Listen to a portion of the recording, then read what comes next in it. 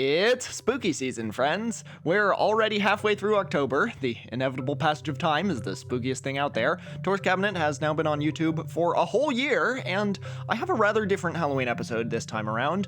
I will be getting some noise-absorbing panels in my apartment here, and you will hear their impact on the next video, but for now, they're being sent to me. I'm getting settled in my New York apartment. I'm still perfecting my studio setup, and for just one more episode, you get to enjoy the vintage Tour's Cabinet janky audio. Both my last two episodes were recorded here in New York too, but my previous episode about Lin Biao had way worse audio than my previous episode about the mysterious color Qing. Took me a second to realize it was because of the original background behind me reflecting noise, so I'm back to the blue screen for this episode only. Once I've got the panels, I can bring back the classic background. So yeah, this is my Halloween episode, but it's not the entry into the Halloween canon you may expect. That's not to say it's not spooky, it's plenty spooky. In this episode, you'll learn how to pray to a Mayan incarnation of the devil, and learn the official Catholic word for a headless guy carrying his living head along. But its connection to Halloween is more conceptual. As you may know, the word Halloween is a contraction of All Hallows Eve, meaning the day before All Hallows Day, meaning All Saints' Day, November 1st. That's the official fall holiday in the Christian calendar. Traditionally, and this is still a thing in Catholic countries, every day of the year commemorates some saint or other, and maybe if your town or even just your family has a patron saint who has a particular feast day, you'd have a feast or a party on that day, but that day wouldn't be a holiday to anyone else. November 1st is for all the other saints who don't get their own day. Then it became a tradition in Europe to celebrate the dead on the day before All Saints' Day, which led into celebrations of the macabre and local legends that demons and ghosts and vengeful spirits would rise from hell on that night, and you had to dress up in wacky costumes to scare them back, and gradually that overtook the solemn official holiday that All Hallows Eve was supposed to lead into. Specific Halloween traditions like jack-o'-lanterns were introduced by Irish immigrants to America from the related Celtic festival of Samhain, although pumpkins are an American thing, and back in bonny old Ireland, they carved turnips. I love Halloween, but I'm kind of bummed that its connection to All Saints' Day has mostly been forgotten in the secular West. I think it would be fun to re-add some kind of commemoration of saints into our modern Halloween. It wouldn't feel as jarring as you might think to celebrate the obscure saints alongside goblins, ghosts, and ghouls, because there are some really weird saints. What defines a saint? Like almost anything else in Christianity, that varies a lot depending on whose denomination you ask. Only some of them officially recognize saints. The Eastern Orthodox churches can declare historical figures to be saints in a process called glorification, although Eastern Orthodox Christianity is made up of several autocephalous, meaning independent, Eastern Orthodox churches, like Greek Orthodox, Russian Orthodox, Bulgarian Orthodox, etc. Sometimes they're all on good terms with each other and recognize they all practice the same religion. Sometimes they don't. Like right now, the Russian Orthodox Church is not popular among the rest of the Orthodoxes because Putin has a lot of power over the Russian Church, and either way, each one's list of saints varies. Most Protestant sects say that everyone who goes to heaven is a saint, and anyone who faithfully follows their sect goes to heaven, so you don't have to be special to be a saint. The goal is for everyone to be a saint. Usually in the West, though, when you refer to a saint, you mean a Catholic saint, because the Roman Catholic Church has the most autistically detailed process for naming, categorizing, and worshiping saints. Being named a Catholic saint is called canonization and can only be done by the Pope. There are many lower levels of blessings that a person has to go through before they can be considered for canonization, with the titles Servant of God, Venerable, and Blessed added in that order. And when they get to the step of finally having saint added to their name, they get subjected to a hearing almost like a Supreme Court nomination for someone who's dead, where a board known as the Dicastery for the Causes of Saints presents arguments for and against, and details from their life are brought up to determine if they were sufficiently holy. In order to be canonized, you obviously have to be dead, because if you're still alive with your free will, there's always the chance that you'll fuck up and do something unsaintly after you've been canonized. But you also have to have performed at least 2 well-documented miracles, something that would be impossible without divine intervention, and the Vatican requires a strong standard of evidence for what constitutes a miracle. There are official Catholic mythbusters, basically. most purported miracles they investigate are ruled to be not that miraculous. This is something I'd love to make a whole episode about. There are people in the Catholic Church who investigate miracles from a genuine perspective of scientific skepticism with the mental model that divine miracles are a thing that can happen, but they're extremely rare, and this probably isn't one.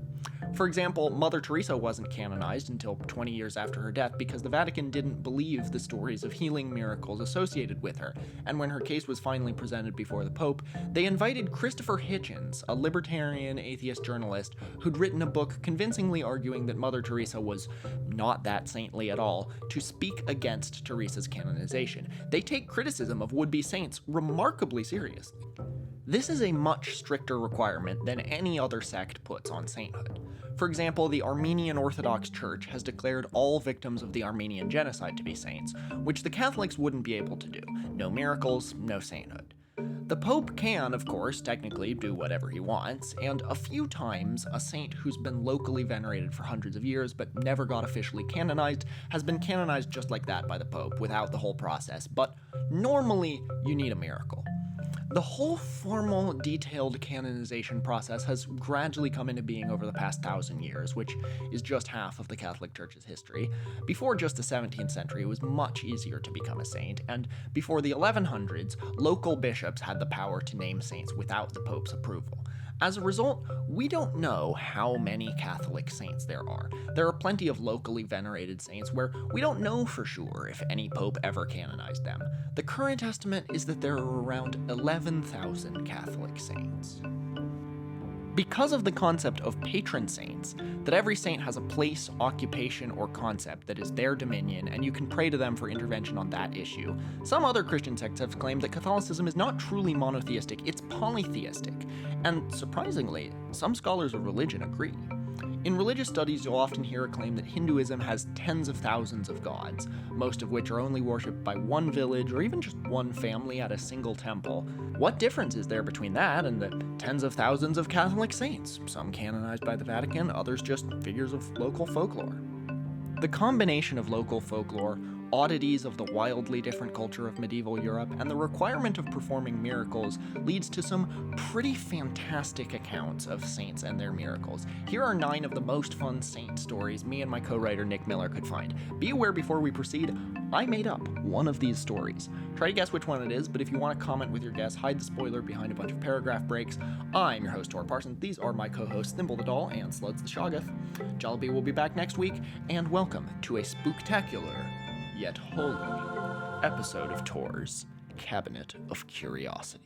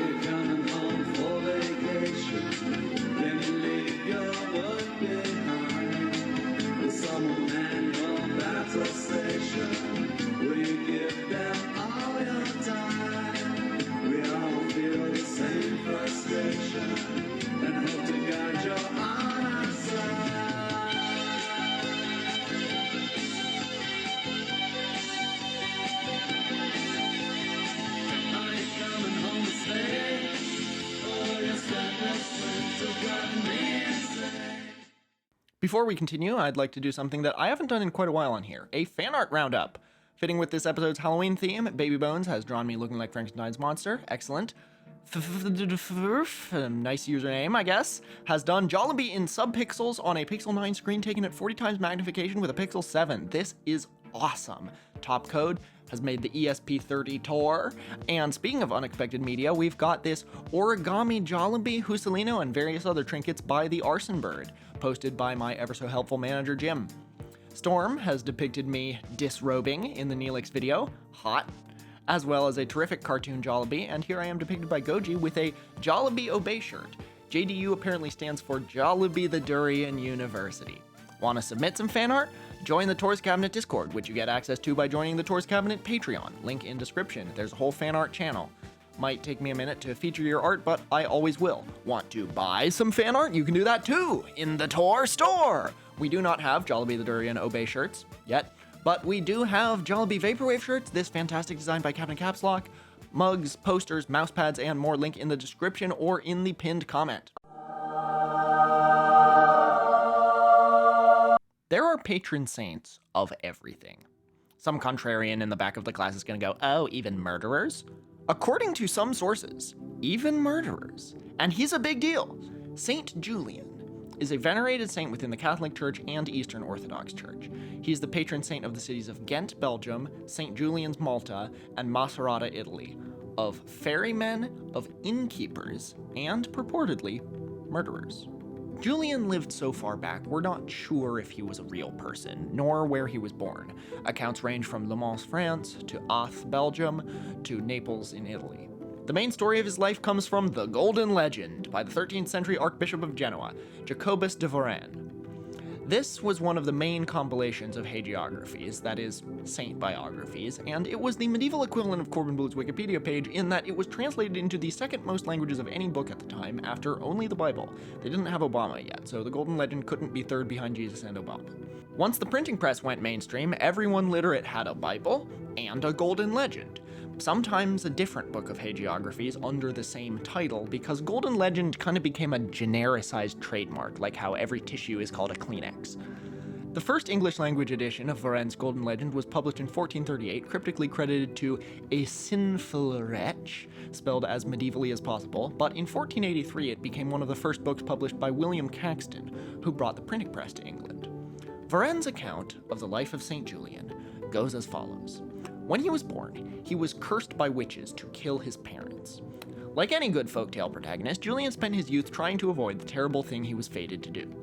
He left his family at just 10 to protect his loving parents by getting as far away from them as possible. He walked for 50 days until he reached Galicia, probably the region of northwest Spain, although there's also a historic region of Ukraine and Poland called that, and which Galicia Julian ended up in probably varies depending on where in Europe his story was told. There, he married a Galician woman and had a decent life, hoping for their sake that he was away from his parents for good. Around Julian's 30th birthday, of course, his parents went out searching for him. They came to his village and prayed in the local church, where they met a woman who they asked for a place to stay the night. The woman said they could stay in her house, in her bed, because her husband, Julian, was out hunting and probably would be out all night. After some more questions, it turned out that yes, she was married to the same Julian they were looking for. They were overjoyed to find that their son had found a good life. Of course, you know what happens next. Julian came back early from hunting to find an unfamiliar couple in his bed. In the low light, he thought it was his wife sleeping with another man, and he drew his sword, I guess he was hunting with a sword, and killed them both. When he stepped out of the house and saw his pious wife returning from church, he asked her who had been sleeping in their bed. When she revealed it was his parents, he was so stricken by grief that he vowed on the spot to devote his life to Jesus, and specifically to help travelers make the pilgrimage to Rome, which is where he got the epithet Julian the Hospitaller, as in someone who provides hospitality, and how he became the patron saint of innkeepers and ferrymen. Interestingly, the part about him being cursed by witches, the part that makes this feel like a thousands of years old folktale or a Greek tragedy about the inevitability of fate, was most likely added on by Jacobus de Varenne in the Golden Legend. Previous accounts of St. Julian's life say that he just loved his parents and set out on his own later in life before he made the same disastrous mistake. There's a completely different legend that may or may not refer to the same St. Julian. That's another reason we're not sure how many total saints there are, because there are plenty of saints with the same name and plenty of monks writing hagiographies who confused them and lumped their stories together. But there's another legend that might refer to our same St. Julian later in life when he was an innkeeper for pilgrims. The devil disguised himself as a weary pilgrim and entered his inn, then just trashed the place, causing such a mess that Julian, upon waking up and seeing the mess the devil had caused, kicked out all the pilgrims, not knowing who was responsible. Then Jesus showed up at his door, also disguised as a weary pilgrim, and Julian initially turned him away, worried that he would also trash the place, but then, somehow, Julian realized who the man was and let him in, certifying his saintly status. I love legends like that, where the devil shows up and he's just annoying. That's how he reveals that he's the embodiment of evil. He just acts like a normal human being who is a jerk-ass. Also, It's not actually clear if Julian the Hospitaller is the patron saint of murderers. Plenty of interesting facts, blogs, and Reddit posts and stuff recount this story going, wow, there's a patron saint of murderers? But I can find no official Catholic source claiming this. He's definitely better known within the church as the patron saint of travelers and innkeepers. I think the idea that he's the patron saint of murderers is just folklore, but everything here is just folklore. You know what? Sure, murderers get a saint. But that makes some sense, right?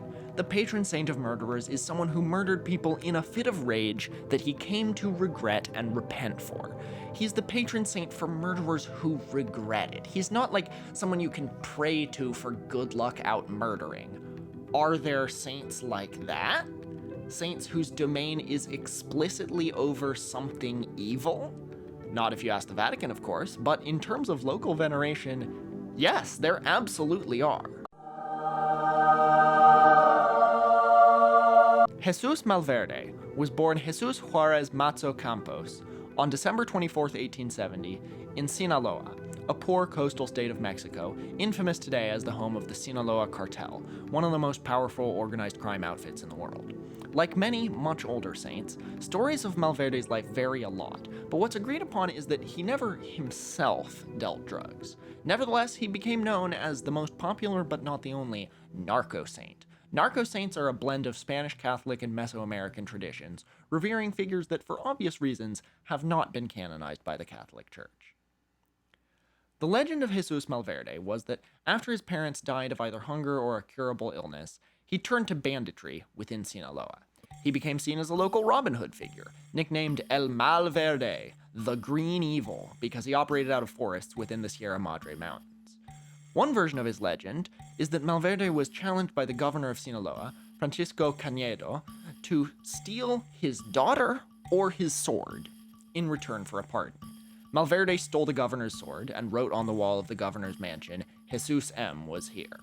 The governor never thought he'd actually do it, the absolute madman, and ordered Malverde to be hanged.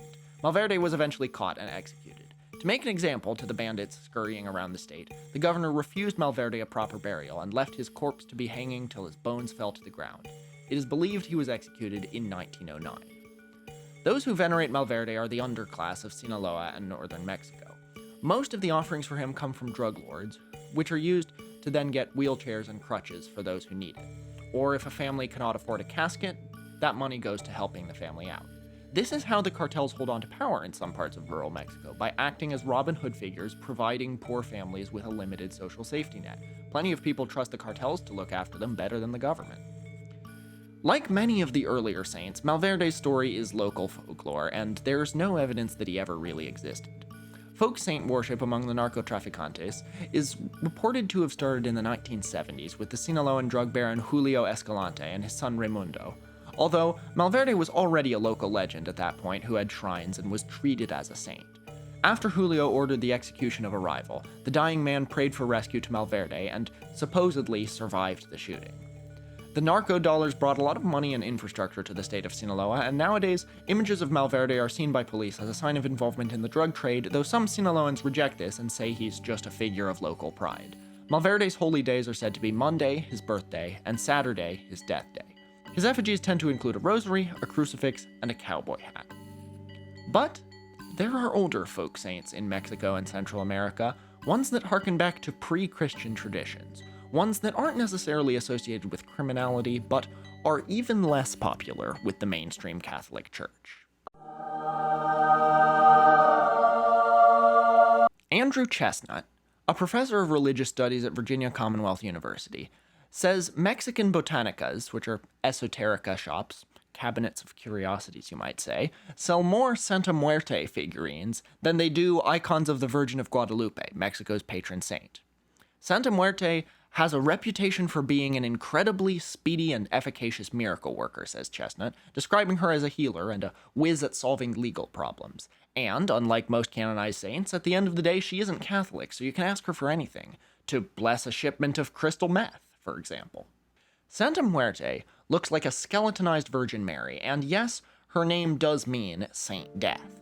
She's generally seen as a combination of Mictacatzihuatl, the Aztec goddess of death, with the Virgin Mary. She is not evil, she's a psychopomp, which means soul guider, that is, someone who helps a dying person transition from this world to the next. Nearly every religion has a psychopomp figure. In some ways, Santa Muerte is analogous to the Grim Reaper. He's a psychopomp too, and he's an interesting character in Western folklore. The Reaper is not a religious figure. Most of the cultures that Grim Reaper imagery comes from are Christian, but no Christian sect preaches that the Grim Reaper literally exists the way they say God does. The Grim Reaper is probably inspired by Charon, the ferryman who takes people to the ancient Greek underworld, but no Christian sect has integrated this pre-Christian folk figure into actual religious practice. The psychopomp in Christianity who you're supposed to believe in is typically St. Peter. Whereas in Mexico, rank-and-file Catholics, though not the official church leadership, have made a pre-Christian Grim Reaper-like figure into a Catholic saint that people who consider themselves Catholic can pray to. Psychopomp is also just a really fun word, and is the title of the debut album by Japanese Breakfast, who went to my high school. Santa Muerte is also a queer icon because, like drug trafficking or worshipping Santa Muerte, being queer is something frowned on by Mexico's mainstream Catholic Church, but plenty of queer Mexicans still consider themselves Catholic, and if they can't pray for protection from anyone church approved, they'll pray to a folk Catholic figure instead. The worship of Santa Muerte has increasingly developed into its own religion, sometimes considered the biggest new religious movement in the Americas, but she still retains her equal parts Catholic and Aztec trappings. Down in Guatemala, there's another figure like her, Maximon, another folk deity formed from a merger of Mayan and Catholic tradition. The worship of Maximon is believed to have begun during the time of the Spanish conquest of the Maya. He wasn't a pre-existing Mayan god. He was created in the period of massive upheaval brought by the conquistadors as a combination of several different Mayan and Catholic folkloric figures. It's pretty common for a colonized people to begin converting en masse to something like a syncretic local version of their colonizers' religion, with the mindset that, well, worshipping their god seems to be working out well for them. The Chinese equivalent of this was the pseudo-Christian Taiping Rebellion. Check out that episode. Or don't. Keep watching this one. The Catholics gave Maximon the name of Saint Simon, and in Santiago Atitlan, a lakeside town in central Guatemala where Maximon is considered the local patron saint, his effigy rotates, being housed in different houses of his followers. He is given gifts of tobacco, rum, and money. To Catholics, he is seen as a merger of a satanic figure like Judas, or a link to the conquistador Pedro de Alvarado. Others believe he could be a mixture of the Mayan Earth Lord Mom and the Apostle Simon Peter, Jesus' first disciple. One worshipper of Maximon, Dolores Ratzon, did not see him as a competing figure with Jesus, telling NBC News in 2017, "No, they are not competing. They go together because the celebration of Jesus to the Mayans represents the corn, like Jesus' resurrection. And then Maximon is like the Mayan protector with whom my ancestors left their knowledge, their medicine, and their prayers. So Maximon is the holy grandfather who follows Jesus like father and son. It's not competing. They are working together." In Guatemala's folk traditions, Jesus is associated with the Mayan corn god. His resurrection is likened to the return of the corn harvest every year. Felipe Coche, an administrator for the Catholic Church of Santiago, said that the Mayan tradition of Maximon has nothing to do with the Catholic Church. The Church completely rejects this. Father Hugo Estrada told the Guatemalan newspaper Prensa Libre that he's the devil. Abelardo Ruiz Perez, a leader of the Archdiocese of Solala, also views the worship of Maximon by the indigenous Guatemalans as satanic, saying that Maximon is a phenomenon of the gravest religious corruption. Only God may know the destruction of souls and bodies. The Church sees his worship as witchcraft. They have reason for considering Maximon's worship to be satanic. His supporters, although they consider themselves Catholic, don't necessarily disagree that Maximon is associated with the devil. The Oración del Puro, prayer of purity or prayer of the cigar, which is used for protection, goes, "I conjure you pure, in the name of Satan, Luzbel, and Lucifer. Dogs bark, cats howl, children cry, and thus as you conquered the heart of your father and your mother, thus you have conquered the heart of Tor for me, so that I will go singing through all regions until the seventh region." That's a very pre-Christian aspect of Maximon's worship. He is divine, but that does not necessarily mean he's good. The doctrine of God and the devil, that there's one deity who's purely good, who you have to pray to, and one deity who's purely bad, who you definitely shouldn't pray to, is pretty unique to Abrahamic, Middle Eastern in origin religions. Far more common is to have a polytheistic religion in which the gods and spirits are powerful and can protect you if you pray to them, but have complex human-like personalities and definitely aren't infallible. When the conquistadors introduced the Mayans to Christianity, it seems a lot of them were like, "What do you mean we can't pray to Satan? He's powerful, right? Probably could protect you if you prayed to him, right? Of course he's evil. Jesus has probably done bad shit too, right?" Pilgrims to Santiago Atitlan leave Maximon offerings of rum, bread, cigars, money, and Guatemala's national alcoholic drink, quetzalteca. His worship has been declining due to the rise of evangelical Christianity, which has been gaining converts from both Catholicism and pre-Christian traditions all across Latin America in the 21st century, but there's still a strong base of support for Maximon in Santiago Atitlan and its area. Due to the endemic issues of poverty, corruption, and violence in Guatemala, Maximon serves as a powerful force for people to call out to for help. You can't trust the government to keep you safe, but maybe you can trust your neighbors to do that. And if that's the case, why trust the national church's God over your neighbor's God? Marcos Lopez explained to Prensa Libre why many are afraid to get rid of their personal statues of Maximon. True or not, here it is thought that if you cease to worship, it can bring misfortune. Others believe that nothing will happen. To be secure, it is better to leave him in peace. When I embarked on this episode, I had two questions in mind. Is there a Saint Tor? And is there a patron saint of autism? There are a lot of saints. It's conceivable one of those probably exists, right? The answer still managed to surprise me. Is there a Saint Tor? Sort of. Is there a patron saint of autism? Also sort of, and it's the same guy. Saint Thorlak is one of those saints I talked about earlier who has been part of local tradition for hundreds of years but was only recently canonized by the Pope because he's not heretical like Maximon. He just lived in a rather obscure place, a country with roughly the population of Knox County, Tennessee, a unique and fascinating place that rarely crosses the minds of anyone but volcano enthusiasts and shark blubber eaters. Iceland. Of course the patron saint of autism would live in Iceland, you know? Not only are Nordic people the most introverted culture on Earth, I feel like Iceland is sort of the ultimate nerd vacation destination. When going to Japan became too mainstream, every 2010s nerd fantasized about going to Iceland. Saint Thorlak was born in 1133, back before the Protestant Reformation. Iceland definitely isn't a Catholic country anymore. It was, of course, long before autism was classified too, and nobody can be sure what was really going on in Thorlak's mind, but when autistic Catholics, a surprisingly robust demographic, promote Saint Thorlak as their patron, I definitely see where they're coming from. Born to an illiterate peasant family in medieval Iceland, he taught himself to read from a very young age, and would incorrigibly wander around his and his neighbors' farms, asking people strikingly deep questions. Iceland at this time was a truly unique place. It had no king, and its only government was an outfit called the Althing, which every male head of household was automatically a member of. Every year, nearly everyone in the sparsely populated country would convene in Thingvellir, the valley of the Althing, and vote on creating or amending laws.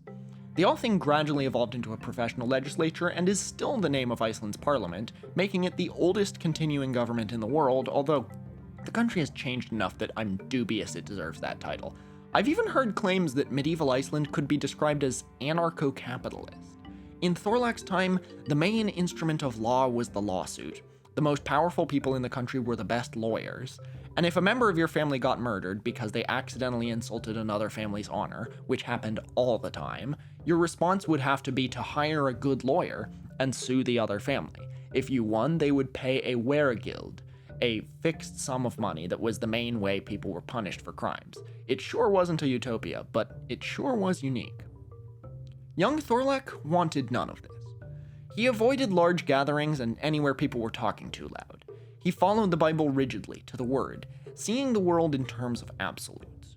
He was extremely smart, becoming one of the first Icelanders to go study the Bible in France and England as a teenager, and he could be engaged in hours of intense conversation about theology, but intense conversation about theology seemed to be the only thing he ever enjoyed, and when asked about other things, he would often barely even respond. People would seek Thorlak out as something of a sage, which he liked, but he had few close personal connections. He never married, and recited specific prayers at specific times of day throughout his life. In other words, Thorlak was a perfect saint. The miracles attributed to him are fairly dull. Bog-standard stuff like calming a storm at sea, healing a leper, and in the most Icelandic miracle of all, healing a horse that had burned its hooves by running through hot volcanic soil. He was officially canonized in 1984, after centuries of being revered in his home country. Today, he's officially the patron saint of Iceland, unofficially the patron saint of autism, and although Iceland is no longer Catholic, he's still widely celebrated. December 23rd is Thorlak's feast day. Traditions commemorating Saint Thorlak have been integrated into Icelandic Christmas celebrations, including eating skate, a big flat fish like a stingray, that has been buried and fermented until it begins to smell like ammonia. Ladies and gentlemen, Iceland. History is silent on whether Thorlak enjoyed fermented skate. Maybe he did. Maybe that was one of his safe foods. I won't judge, but he'd probably politely excuse himself from all the drinking and caroling. If autism has a patron saint, do other mental conditions? Well, the Catholic Church has officially named a patron saint of the intellectually disabled, and boy was he interesting. Joseph of Copertino is a great story. Compared to some of the other saints in this episode, he lived relatively recently, or at least recently enough that there's plenty of surviving first-hand documentation of him, and his signature miracle was pretty damn miraculous. Some serious theologians have pointed to Joseph of Cupertino as having the strongest evidence of any saint of a truly divine miracle. See, Joseph of Cupertino could fly. Sometimes known by the epithet Joseph the Dunce, Joseph of Cupertino was born in 1603 in southern Italy. He was reasonably well-functioning, but he could not follow orders or do anything that required fine motor skills. Historians debate how intellectually disabled he was, and I think it's conceivable that he, like Thorlak, was autistic and intelligent with a special interest in the Bible and theology. He was unable to learn a trade, and when he turned 18, his mother handed him over to a local Franciscan monastery, hoping they would take care of him. To everyone's surprise, it seemed to be the first and only place where he was happy and comfortable. There, he began flying. There are hundreds of known accounts from at least 150 different people of Joseph of Cupertino's tendency to leap up into the air at random times and stay there. The monks initially considered this to simply be annoying. Joseph was shuttled around from monastery to monastery, each one trying and failing to deal with his highly distracting hovering habit. Of course, rumors began to spread, a following began to grow, and according to a book about him, The Man Who Could Fly, quote, "We find reports from every town and city in Italy where Joseph resided. People swore they observed him aloft in Grotella, Assisi, Rome, Naples, Perugia, Osimo, Fossombrone, and Pietrarubia, in churches, convents, and conventinos, all over Italy. Where he went, it created a sensation and left a trail of haunted, aroused seekers, not aroused in that way, I hope, who wanted, often desperately, to see, touch, or consult with him. People from all walks of life were affected, some very distinguished, like John Casimir Vasa, a spiritual son of Joseph who became the King of Poland, the Duke of Brunswick, the employer of calculus co-inventor Gottfried Leibniz, and the passionately spiritual Infanta Maria, the Princess of Savoy, in the end rebuffed by Joseph. Nobody in Joseph's time seemed to deny that he could fly. As the passage I quoted suggests, aristocrats and high-ranking church figures showed up at the monasteries where Joseph lived, either expecting to witness a miracle or, in the case of some of them, debunk a miracle. Nobody could. He was accused of witchcraft and put on trial. Both the prosecution and defense agreed Joseph could fly. The matter at hand was whether he flew because of God or because of the devil. He levitated inside, outside, dancing in midair or kneeling in prayer a few feet off the ground, sometimes dragging other people up into the air with him, but acting clearly encumbered when he did, rising slower and lower. Clearly his levitating force was not infinite. At one point, he flew up to the roof of a specific church to hug the statue of Virgin Mary on the steeple, nearly 100 feet high. Internal church documents reveal friars discussing how to deal with this miracle on their hands. Of course, skeptics have done their best. Joe Nickel of the Skeptical Inquirer claims that Joseph of Cupertino was really just an acrobat. His flights were really leaps. Impressive, but not supernatural. For the incident where he levitated up to the top of the steeple, Nickel suggests he really just dexterously climbed the steeple like a mountain goat in a series of leaps. Others have proposed that his flights were hallucinations brought on by ergot, a fungus that grows on wheat with effects similar to LSD, but I doubt that that could cause so many people to have the same exact hallucination of the same specific guy flying. Seems that whenever something purportedly supernatural happened in pre-modern times or the global south, there's always an ergot theory, and while I don't know what it's actually like to experience ergot, I feel like, that always feels like a what people who have never done drugs think drugs do to you kind of theory. The strongest evidence I think there is against Joseph of Cupertino literally supernaturally flying is that there are other stories of flying saints, some of which are very similar and much older and harder to verify. This is a trope that extends beyond this guy, and the other stories are a good deal less reliable. Legend and reality could have accidentally mixed up over the years, even in people who swore up and down that they once saw Joseph take flight. Either way, I don't really know what to make of Joseph of Cupertino, but the Catholic Church has declared him the patron saint of intellectual disability and, more recently, aviation. Next time you're getting off a plane, tell the pilot that those things have the same patron saint. Another interesting aspect of the Joseph of Cupertino story is that some accounts say he himself didn't really enjoy his miraculous ability. Sometimes he would yelp and leap backward into the air, seemingly being tugged by some invisible force that he wasn't in control of. That every now and then the Holy Spirit would call on him and he'd be like, all right, time to float up to the rafters. Are there other saints like this? People who, according to the official hagiographies, basically had a superpower but they saw it as a curse?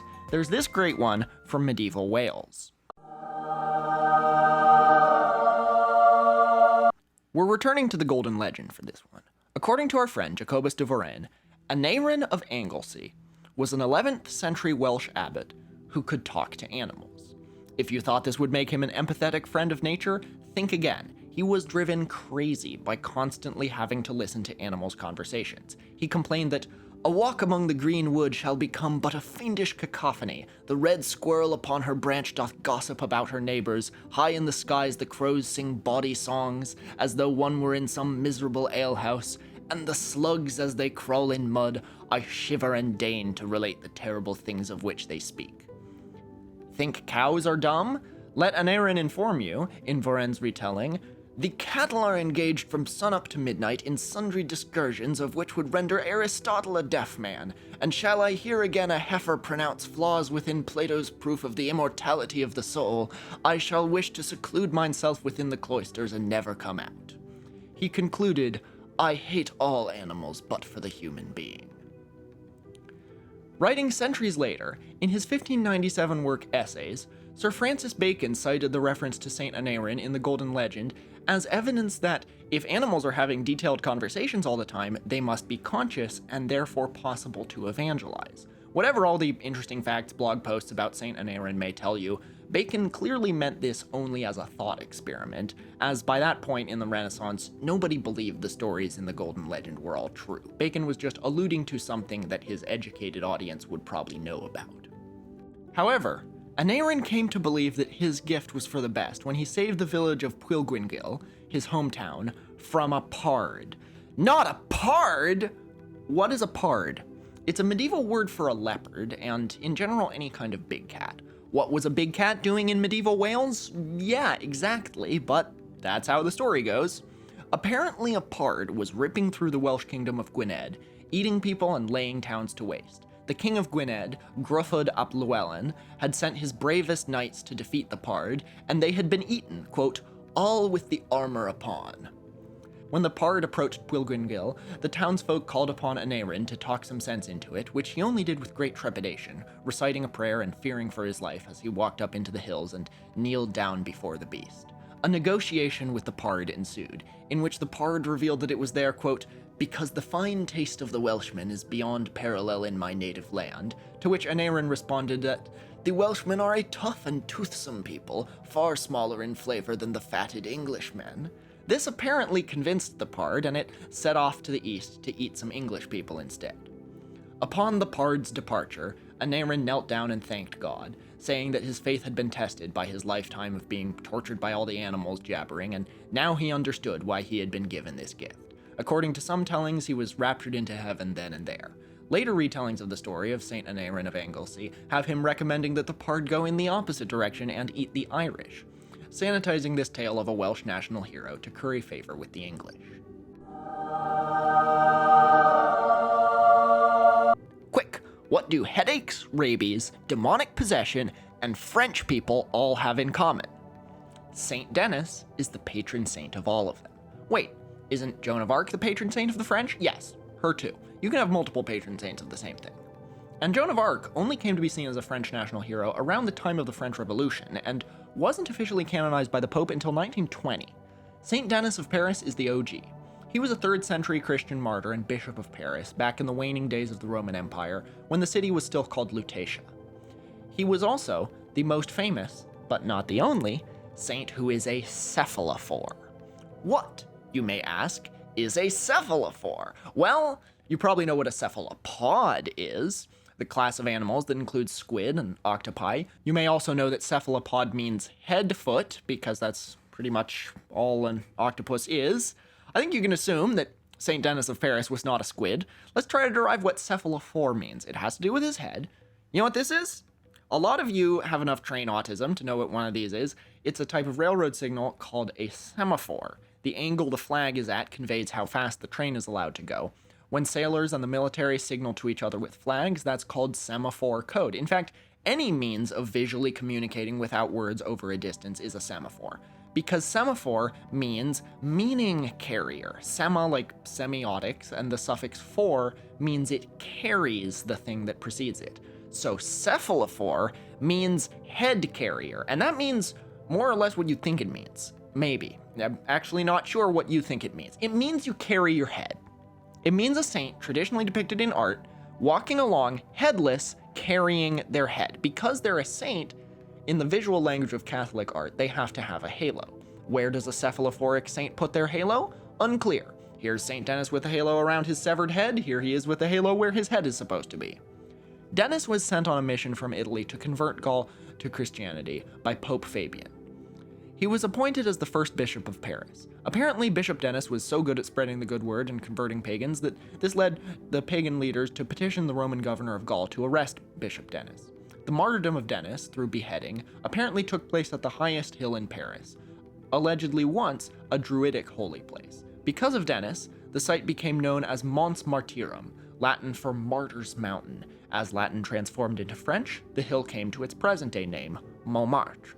Denis is also accounted for in the Golden Legend by our Italian chronicler, Jacobus de Varenne, who stated the following: "After this they were presented to the judge and were put again to new torments, and then he did do smite off the heads of the 3 fellows, that is to say, Denis, Rusticus, and Eleutherius, the other missionaries, in confessing the name of the Holy Trinity. And this was done by the temple of Mercury, and they were beheaded with 3 axes. And anon the body of St. Denis raised himself up, and bare his head between his arms, as the angel led him 2 leagues from the place, which is said the hill of the martyrs, unto the place where he now resteth, by his election, and by the purveyance of God." There is no record of whether Thriller began playing as he walked down the hill holding his head, but I like to think that it did. St. Denis has now become associated with being the patron saint of the French people, French monarchy, and invoked to stop diseases of the head and mind, ranging from headaches to demonic possession and, yes, rabies. Again, St. Denis isn't the only cephalophore. It's not too rare for saints who were martyred by removing some body part to be depicted ever since carrying that body part. Sometimes it's their head. Other times it's other body parts. In Catania, in Sicily, they have an annual festival of St. Agatha, the city's patron saint. One of the highlights of the festival is the serving of these cupcakes. If these cupcakes look suggestive to you, do not get your mind out of the gutter. That's exactly where it's supposed to be. In fact, if you didn't immediately go, "Oh, those cupcakes look like boobs," you are stupid and wrong. They are supposed to look like boobs. Am I even allowed to show this on YouTube? These are cupcakes. Nothing to see here. Alright, so I don't mean to knock eating boobs as a pastime. You don't need a strong reason to do that. But why are they associated with St. Agatha? Here's her story. She's one of the really early Christian martyrs from the Roman days, which means that her very historicity is disputed. She may have never really existed at all, but here's her account in the Golden Legend. Like many early converts to Christianity, Agatha was the daughter of a well-connected noble family. At age 15, she embraced Christianity and vowed to stay a virgin forever. Believing that this was just teenage rebellion, the prefect Quintianus, governor of the district of Sicily, attempted to secure her hand in marriage. When she rebuffed him repeatedly, Quintianus got so mad that he reported her to the Emperor Decius as a Christian. She was sent to a brothel and forced to work as a prostitute, where she still kept her faith. Then she was tortured in various nasty but expected ways, retaining her faith. Most notably, her breasts were torn out with tongs. Agatha was then sentenced to be burned at the stake, but then an earthquake struck Catania, sending the city into chaos and sparing her. She remained in prison, where she was visited by St. Peter, who healed all her wounds and brought her into heaven. Because of the nastiest detail of the tortures she endured, St. Agatha is now the patron saint of breast cancer. I got the results of the test back. I definitely have breast cancer. Of wet nurses, women whose job it was to breastfeed others' babies, and the biggest reach of all, bell makers, because those have the same shape. Art of her shows her carrying her breasts on a plate. This is why I feel like the Catholic Church has to have a sense of humor about their canonizations. The early saints, at least in the official hagiographies, met their deaths in some of the most horrible ways imaginable, and then they became patron saints of things that read like jokes at the expense of their martyrdom. You get your head cut off, now you're the patron saint of headaches. You get your nipples torn out, now you're the patron saint of badoinkers. St. Lawrence was grilled to death, according to legend, and is therefore now the patron saint of cooks.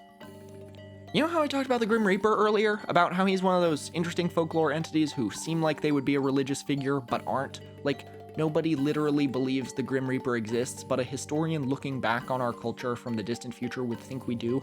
There's a character much more like this. One who is associated with a major Christian holiday, but is not a Christian figure at all, even though he is basically worshipped and treated like a sort of messiah and embodiment of good in the world. He has unusual attributes befitting an actual god, such as multiple names used as synonyms and world-spanning power. It would be really, really hard to explain to future historians that he wasn't a central figure of any religion, and he was, once, a historical Christian figure. You know who I'm talking about, right? St. Nicholas was not from the North Pole. He was from present-day Turkey, and was ethnically Greek. He, too, lived so early on in the church's history that it's not clear he really existed, and less clear that he really did what his hagiographies say, but he was probably a real person.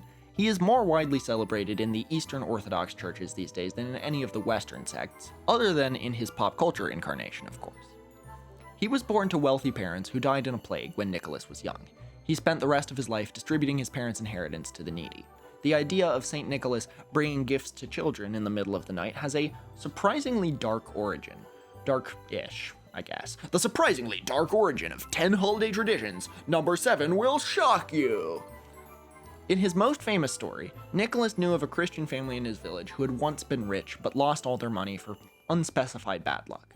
The father couldn't afford dowries for his 3 daughters, which meant they wouldn't get to be married, and in that time and place there was only one life path for unmarried women: sex work.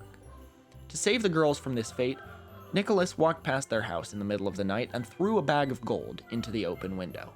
That's the dowry for one girl. The next night, another bag of gold, 2 girls. I'm sure the household was grateful to be spared the decision of which daughter deserves to get married, because by this point they could predict what was going to happen. The father stayed up late on the 3rd night and caught Nicholas throwing the final bag of gold. He told the father to keep his charity a secret because he didn't want anyone thinking that he was only being charitable to boost his reputation. One of the best stories of the historical Saint Nick, and I am disappointed to have to inform you this one is almost definitely made up, but all of this is probably made up, so whatever. He was defrocked as a priest for getting physical at the Council of Nicaea. Crash course on the Council of Nicaea. The first Council of Nicaea, held in the year 325 AD, was a conference that united all the leaders of the newly powerful and growing Christian religion to basically hash out exactly what Christians were supposed to believe. The most important and divisive question on the agenda was, when Jesus said he was the Son of God, how are we supposed to interpret that? There were 2 main schools of thought. Trinitarianism, which holds that the Father, the Son, and the Holy Spirit are one and the same as 3 incarnations of God, and Arianism, which holds that Jesus was a separate entity created by God that hadn't always existed alongside God. As you probably know from the familiarity of the phrase, the Father, the Son, and the Holy Spirit, which is probably recognizable even in non-Christian countries, Trinitarianism won out, and Arianism is no longer really believed by any significant Christian sect, other than possibly the Jehovah's Witnesses, and even the Jehovah's Witnesses don't identify with Arianism. It also doesn't have anything to do with Hitler. Different spelling of Aryan. But in the early days, both ideologies were in open conflict, and it wasn't clear if Christians would ever agree on it. St. Nicholas was one of the strongest supporters of Trinitarianism, which may be why many things in his hagiography come in 3s. There are 2 separate stories of him saving 3 children, one of which I haven't told yet. According to a story that first gained prominence over 1,000 years later, when St. Nicholas attended the Council of Nicaea, he got so heated in his defense of Trinitarianism that he slapped or even punched a supporter of Arianism, possibly its originator, the philosopher Arius himself. This led to Emperor Constantine revoking Nicholas's priesthood.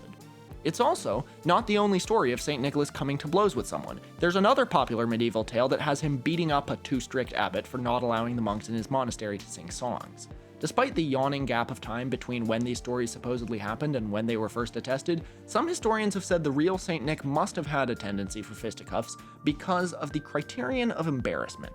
The criterion of embarrassment is a concept that originated in studies of Christian saints, but it's very useful as a tool when studying history in general. Basically, everyone who records history has their biases, of course, and if someone they're trying to depict in a positive light does something bad or stupid, that probably really happened, because why would they make something up that would embarrass their hero?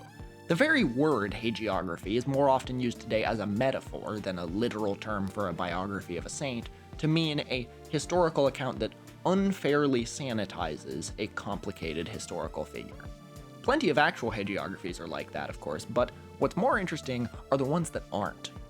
The St. Nicholas stories get weirder. This one is gruesome, and is also part of the reason St. Nick is associated with saving children. Number 7 will shock you! According to medieval Europeans' favorite legend of Nicholas, during a famine, a butcher kidnapped 3 children, chopped them up, and put their remains in a barrel to be sold as ham. St. Nick came into the butcher's shop, looking for the missing kids, and made the sign of the cross over the barrel where they were curing, which reconstituted the meat into living children. This was a very popular story in medieval Europe, depicted in tapestries and stained glass windows all the time. Sometimes all you needed to show was a man next to a barrel, and people would know, yes, that's St. Nick. According to some historians, over time this story passed out of common knowledge because it's incredibly weird and gross, but the visual symbolism of St. Nicholas standing next to a barrel or 3 children outlived it, even if people didn't remember the reason why he's depicted like this, so they assumed that he was the patron saint of brewers or of children, both of which he now is. He was also the patron saint of sailors, because he did a lot of sailing around the eastern Mediterranean in his day, which led to widespread celebrations of St. Nicholas in seafaring countries like the Netherlands, where St. Nicholas translates to Sinterklaas. During the Renaissance, the Dutch celebrated St. Nicholas Day on December 6th, with parades honoring sailors and gifts given to children, because that was what St. Nick did. The Dutch influence in New York led to the commemoration of Sinterklaas spreading across America, being integrated with Christmas, and the name Sinterklaas gradually morphing into Santa Claus. At least we didn't borrow the other important part of the Dutch commemoration of St. Nicholas, the blackface part. In the Netherlands, to this day, Santa doesn't have elves. His assistant is this guy. There are many, many more unusual saints. In fact, on a hypothetical iceberg chart of the weirdest saints, I think all 9 saints I went over are above the waterline, except the one I made up. Remember, one of these is fake. Make your guesses, but if you comment which one you think it is, hide your comment behind a bunch of paragraph breaks so people don't scroll down and automatically see it. But they're all fake, sort of, and they all speak to the human spirit nonetheless. It's possible that some of the things discussed in this video may have historically occurred just as they're told, but most didn't. And does it matter? This is a fully formed mythology right under our noses, as colorful and strange and instructive to the human condition as Greek or Egyptian mythology. Why aren't there more YA novels with saints as the characters rather than Greek gods? The answer is obviously that saints belong to a religion that's still powerful and widely practiced. You're not going to offend that many people if you write about the Greek gods. Still, all these archetypes are universal. All of these make for great stories, and I think it's interesting that educated Westerners are more likely to be aware of pre-Christian mythologies than equally bountiful Christian ones. Let's add All Saints' Day back into the secular calendar, not as something solemn and penitent, but as a day to celebrate and retell the stories we've told about ourselves, and the way these stories have taken on lives of their own and wormed their way into other mythologies, like with the syncretic saints of Latin America. Let's celebrate the weird and wonderful stories of cephalophores, cured children in multiple ways, titty cupcakes, flying aspies, pard encounters, and the gay Mexican skeleton Virgin Mary. To overcome an obstacle or an enemy, to dominate the impossible in our life.